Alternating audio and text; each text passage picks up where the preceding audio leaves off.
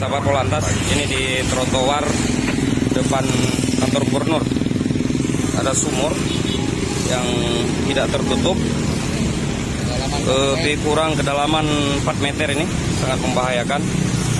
Kita mencari solusi untuk kita tutup demi kenyamanan masyarakat yang lain. Oke bang, tutup. Ini kita dari anggota Satlantas Polresta Banda Aceh yang sedang melakukan pengamanan di depan kantor gubernur. Kita lakukan penutupan sumurnya. Terima kasih Pak Polisi.